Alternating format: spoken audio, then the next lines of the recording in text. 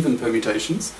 We're trying to prove that for that x, that its inverse also belongs to this subset, right? We have to show that the inverse exists, and that it belongs to this subset as well, right?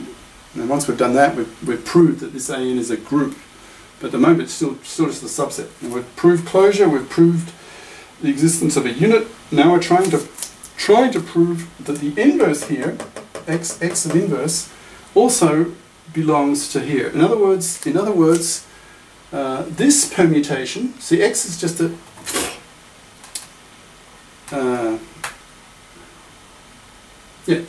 x is a permutation. So we're trying to show the inverse permutation is also even, right? That's what we're trying to prove. Okay, so how to go about doing that? Well, here let's use this again, right? But this time, instead of y, so that's x and y in general, just two random permutations. For y, let's use the inverse of x. Well, I think it was the other way around. So here. So watch what this is. So let that be x and let that be inverse of x. So this will become this. But I can do two things actually.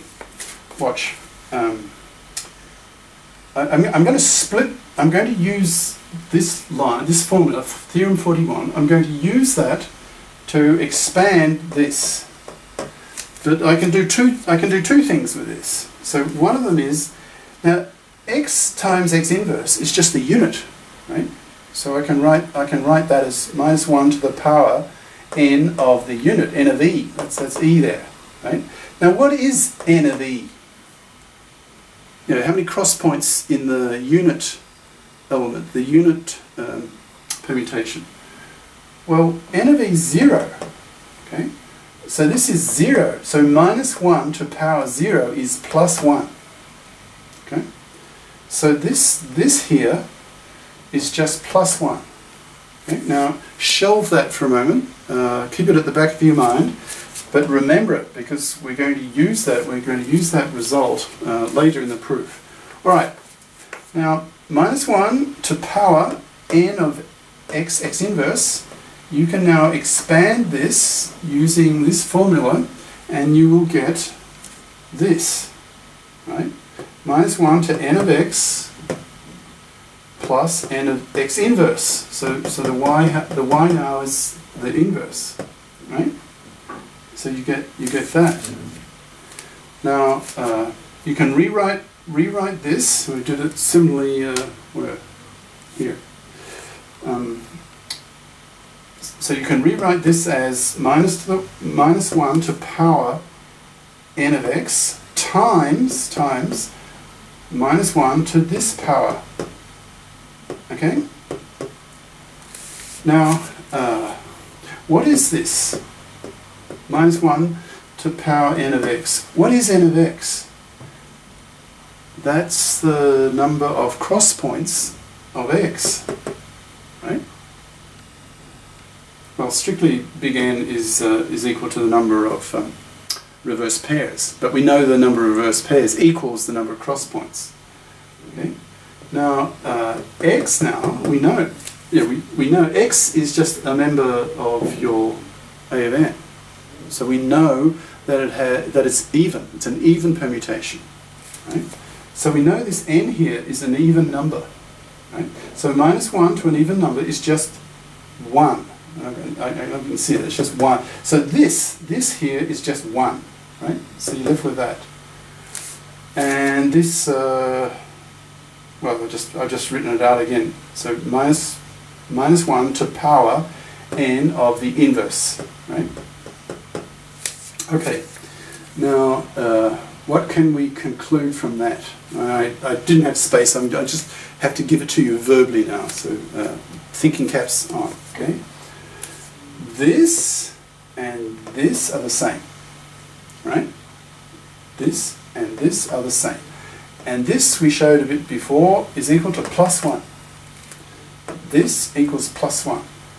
So this, which is the same as that, equals +1. Now all this equals that equals that equals this. So this -1 to power n of x minus 1 equals +1. Right? Now -1 to power n of the inverse equals +1. That means that this number here, n of the inverse, must be even. Follow that? N of the inverse must be even number. And that means, what does that mean? It means that the inverse itself is an even permutation, because big N of it gives you an even number. So x of inverse is an even permutation, and therefore the x of inverse belongs to this subset. But now we can call it a subgroup because we've proved all three cases. Right? We've proved closure, we've proved the existence of the unit, and for each x we've shown that x of the inverse belongs to this subset. So we have closure, the unit, and we have all the inverses. Therefore, this subset is a subgroup, right? So so now we can call it an alternating group, and it's really famous in group theory. Well, I'll give you two just quickly. I'll give you two major reasons why that's the case.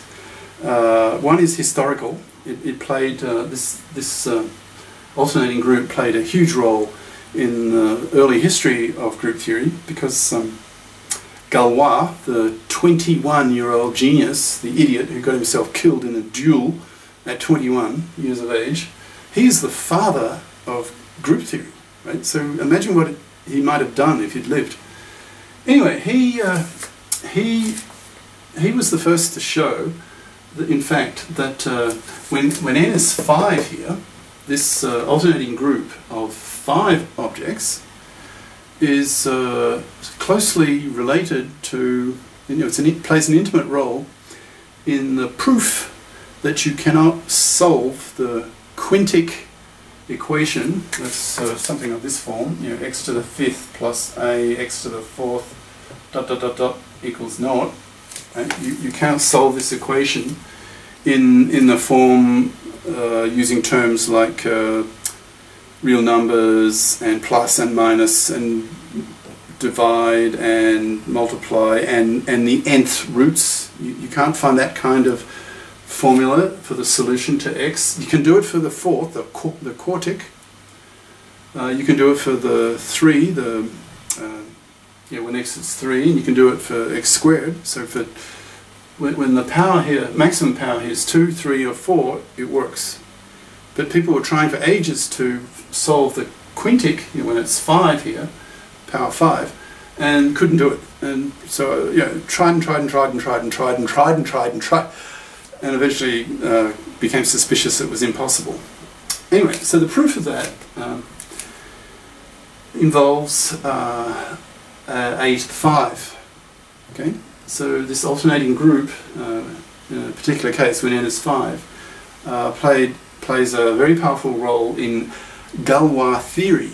Now, if you're interested in this stuff, I'll be teaching Galois theory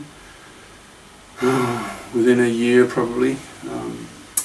Okay, so that's one major reason for its importance. It's why it's so famous. And the other one is, I've talked about this quite a few times already, is the so-called simple groups. They're groups that cannot be broken down into simpler parts of a certain kind. And we don't have enough theory yet for me to make much sense in explaining to you what kinds of simpler things, but you will understand by the end of the course. So this group is an important type of simple group, right? And the classification of all possible simple groups that was finished early 80s, and the mathematicians, pure mathematicians who were studying this stuff and looking at it think, there's sort of pretty well consensus that classification, the proof that the list of possible simple groups is complete, and the proof that there cannot be any more, so that this one, that list are all the possible simple groups that there are, and it's impossible that there's any other, right? So that's a classification proof. And amongst that list of simple groups are the alternating groups, for differing values of the integer n, right? And n has to be at least 5 and upwards, right?